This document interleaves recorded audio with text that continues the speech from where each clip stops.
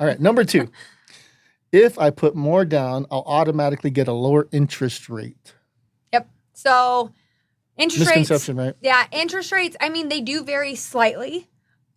What people would be surprised to know, so when we price things out, sometimes when someone has 15% down versus 20% down, or 10% versus 20%, because lenders are capitalizing on mortgage insurance, right?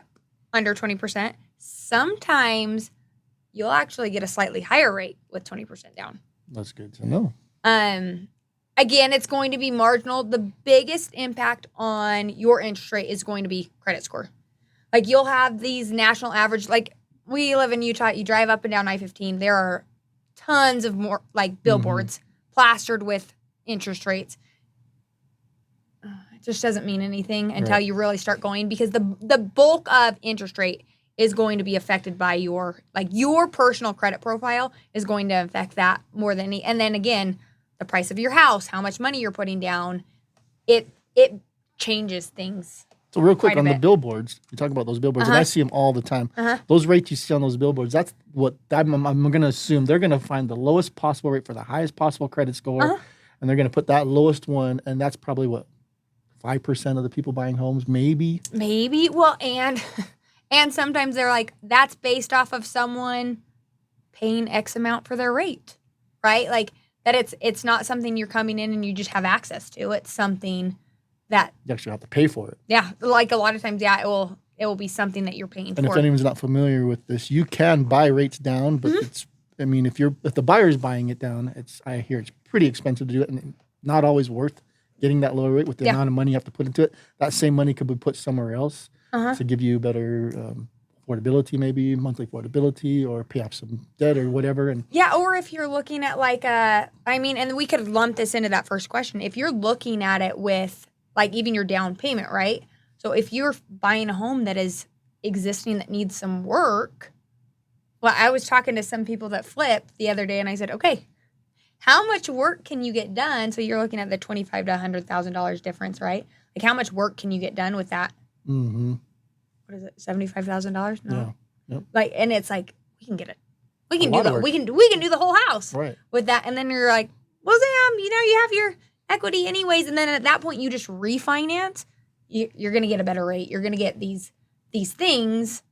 So it's like, that's why it's important, again, as you're talking to your agent, as you're talking to your lender, like kind of going through all of these different scenarios to make sure, again, okay, how do we get the best rate? Are we okay with this rate for now because we know something better is coming? So the more money you put down doesn't necessarily get you a better rate. Yeah. More times than often, it actually doesn't get you a much better rate. And again, it's going to be marginal, but it is going to be your credit score. Like, they look at interest rates, they almost put them in buckets. An FHA loan, you aren't hit as hard.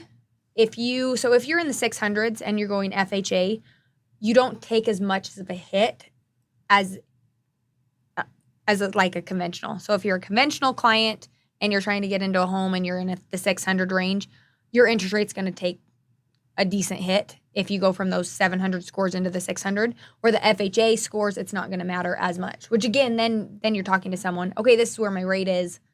What's my best option? Okay, well, let's try and get you into, I said I like the conventional 3% down, but I don't like conventional 3% down with someone that has a 630 credit score.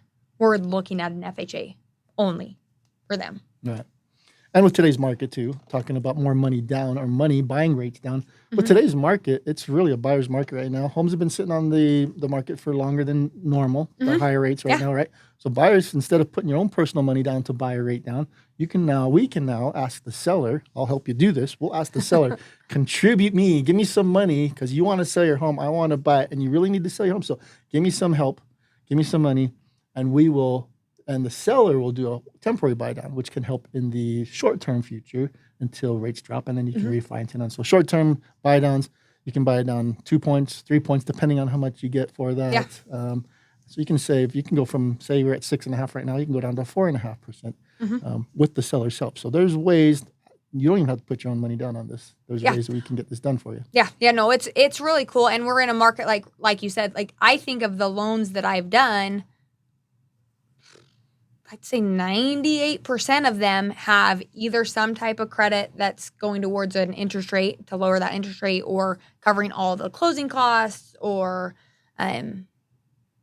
just those fees. So it's an again.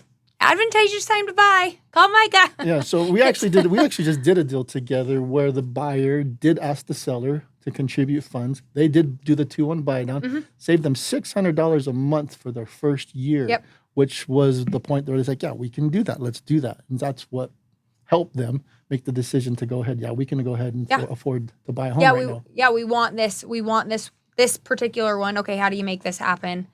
And again, you still have to qualify, right? Like you're going to have to qualify at that higher interest rate. So if today's rate is 6.5%, you're going to have to qualify at 6.5%. But if we can then utilize this lower payment to ease you into home ownership, hey, I'm going to get in here and my payment, instead of being $3,600 a month, it's $3,000 a month. Right. And I'm just going to pocket this $600. I'm going to act like we're paying my whole mortgage payment. We're going to pocket this for the next year. And that's great savings. And when rates do come down, you refi to a lower rate, and the time is right, and you get into that lower rate, a permanent lower rate. Any leftover money that was used, put back in your pocket. Puts back into your pocket. So you're getting a great deal. Yeah, and that is, I will use a caveat. That's with a temporary rate buy down. If you do a permanent rate buy down, it never comes back to you. Right. Yep. But so again, there's differences again. So many different ways to go. That again. If rate is your main concern, then let's have a discussion. Yes. Because there's a lot of things we can do. And you may wonder, how easy is it to get money from sellers? I'll tell you what, we'll get it. I'll get it. There's different ways to go about it. Of course, we're going to target homes that have been on the market a little bit longer. They're going to be more willing to contribute because they got to get it sold. It's been on the market so long already. Let's just do whatever we can to get this thing sold. It's a lot easier to do that than someone that just put on the market and it's been there for 2-3 days. Yeah. But there's different ways. It depends, again, on the seller, how fast they need to get it sold. But I promise you, I will get you that buy down. So far. Yeah, I would say do it. Every client I've done it so far that needed it, we've done it. So yeah.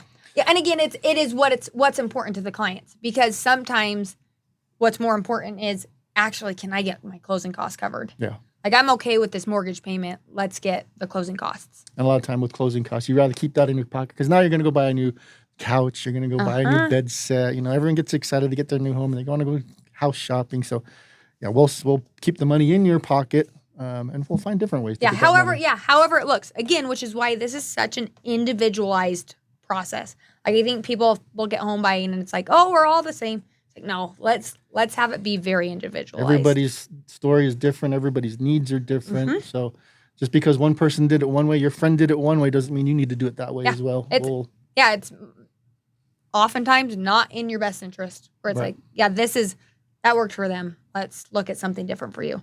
Great. Love it. Sorry, let's go on to number 3 here.